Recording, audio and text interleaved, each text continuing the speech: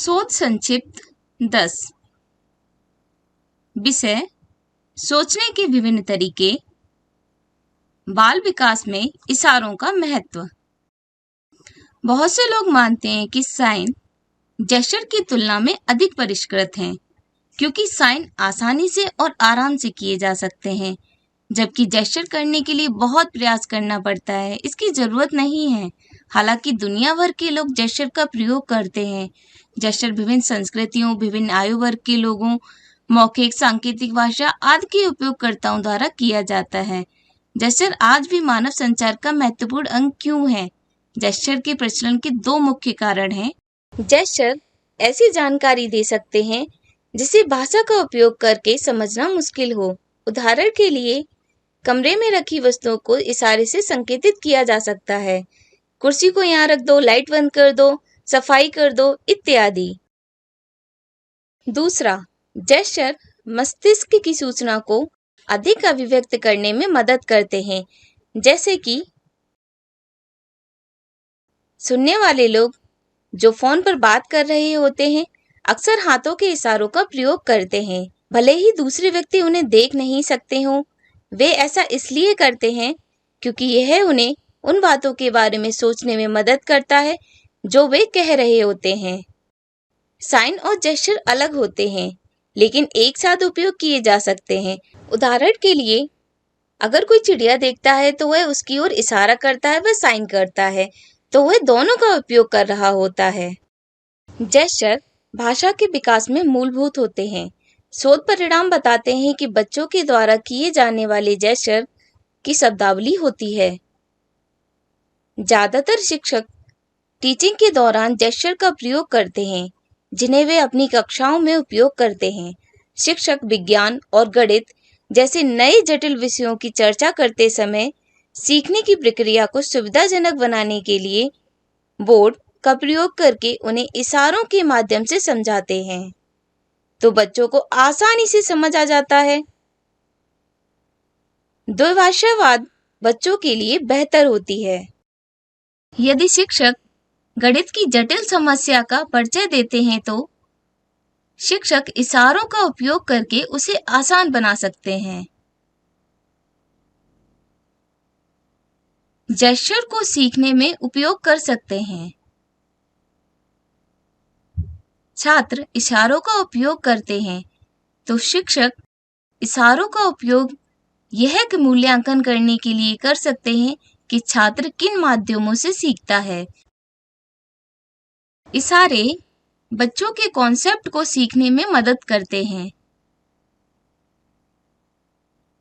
उदाहरण के लिए, दो छात्रों के गणित के सवाल में गलती मिलती है, इसलिए शिक्षक उन्हें समझाने के लिए कहता है ताकि वह यह जान सके कि वे कहाँ गलत हुए हैं।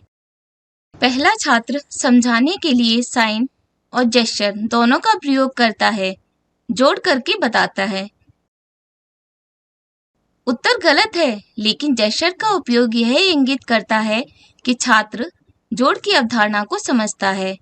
दूसरा छात्र उत्तर समझाने के लिए साइन का उपयोग करता है। गलती है, उसके साइन से शिक्षक को समझ आया कि छात्र जोड़ों की अवधारणा को समझ पाया है, लेकिन जेस्चर की आवश्यकता है। जेस्चर महत्वपूर्ण हैं, जो कि ज्यादातर प्रयुक्त किए जाते हैं। साइन और जेस्चर दोनों का प्रयोग करना चाहिए, यह बहुत ही आवश्यक है। महत्वपूर्ण बिंदु। क्या जेस्चर सांकेतिक भाषा में होते हैं? नहीं, लेकिन कम्युनिकेशन करने में मदद करते हैं। जब हियरिंग व्यक्ति बधिर व्यक्ति से मिलते हैं तो उनको साइन नहीं आते हैं, तो क्या कम्युनिकेशन नहीं करना चाहिए? जेस्चर कम्युनिकेशन करने में मदद करते हैं। यदि बधिर अगर साइन में हाउ आर यू पूछते हैं तो हियरिंग साइन नहीं समझ पाएंगे। वहीं अगर जेस्चर करते हैं तो कम्युनिकेशन करने में आसानी होती है। एक और उदाहरण से समझते हैं। बच्चे को हम कई बार पॉइंटिंग करके बताते हैं, जैसे कि वो देखो चिड़िया, प्लेन की ओर पॉइंटिंग करके बताते हैं। जेस्चर कम्युनिकेशन में मदद करते हैं। जेस्चर सांकेतिक भाषा में होते हैं। कुछ जेस्चर हैं जो साइन में प्रयोग होते हैं। उदाहरण के लिए गिनती सिखाते समय जब हाथों की मूवमेंट का प्रयोग करते हैं तब जेस्चर का प्रयोग किया जाता है। प्लेस को इंडिकेट करने के लिए भी जेस्चर का प्रयोग किया जाता है, जैसे कि आपका ऑफिस वहां है, चाय की शॉप वहां है। पॉइंटिंग के लिए ज्यादातर प्रयोग किया जाता है। जेस्चर सांकेतिक भाषा में है, लेकिन फिर भी भिन्न है। ज्यादातर पॉइंटिंग के लिए प्रयोग किए जाते हैं। जेस्चर सोचने और सीखने में मदद करता है, खासकर गणित और विज्ञान के लिए। जैसे गणित में बच्चों को कैरी वाले सवाल समझाने के लिए या फिर टोटल समझाने के लिए आदि में जेस्चर का प्रयोग एक्सप्लेन करने के लिए किया जाता है। विज्ञान में उदाहरण के तौर पर डाइजेस्टिव सिस्टम को समझाने के लिए, ऑर्गन्स की प्लेसिंग को दर्शाने के लिए जेस्चर का प्रयोग किया जाता है। मौखिक भाषा और सांकेतिक भाषा के विकास में जेस्चर अक्सर महत्वपूर्ण मील के पत्थर साबित होते हैं। यदि हियरिंग व्यक्ति दूर से बात करते हैं तो सुनाई नहीं देता है, और वे अगर जेस्चर का प्रयोग करते हैं तो बात समझने में आसानी होगी। उसी प्रकार यदि बधिर व्यक्ति सांकेतिक भाषा के द्वारा बात करते हैं, यदि साइनिंग में जेस्चर नहीं होते हैं तो साइन समझ में नहीं आएगा। सांकेतिक भाषा के लिए भी जेस्चर जरूरी है। कम्युनिकेशन में जेस्चर होते हैं। जब हम किसी चीज को पढ़ते हैं या किसी कहानी को देखते हैं तो जेस्चर उसे समझने में हमारी मदद करते हैं, जैसे कि दुख, सुख आदि हमारे अंदर निहित विचारों या भावनाओं को बेहतर अभिव्यक्त करने में मदद करते हैं।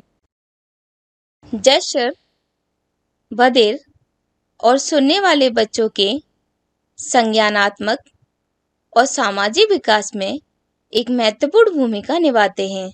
वो नए नए शब्दों को सीखते हैं, जिससे संज्ञानात्मक का विकास होता है। यह बहुत ही महत्वपूर्ण है।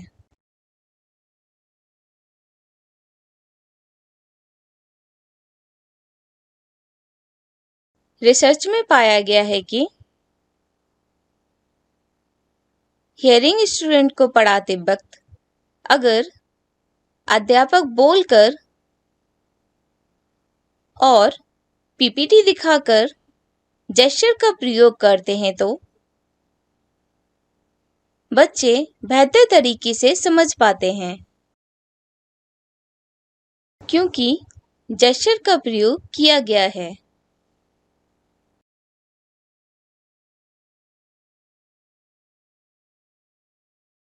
बधिर व्यक्ति व हियरिंग व्यक्ति जेस्चर का प्रयोग करते हैं।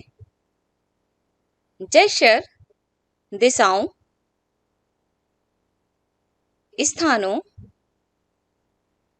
आदि को बेहतर समझने में मदद करते हैं।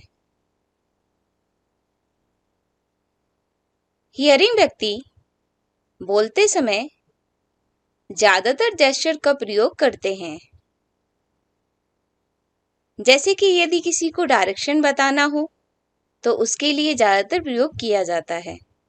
ट्रैफिक पुलिस भी डायरेक्शन बताने के लिए जेस्चर का प्रयोग करती है। जेस्चर हमारी मानसिक क्षमता को तेज व आसान बनाने में सहायक होते हैं।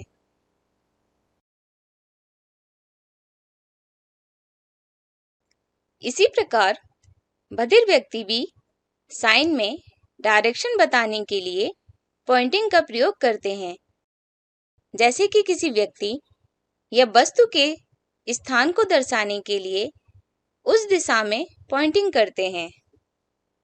जेस्चर मानसिक क्षमता को अधिक विकसित व सक्षम बनाने में महत्वपूर्ण होते हैं, इसलिए जेस्चर बहुत ही महत्वपूर्ण हैं।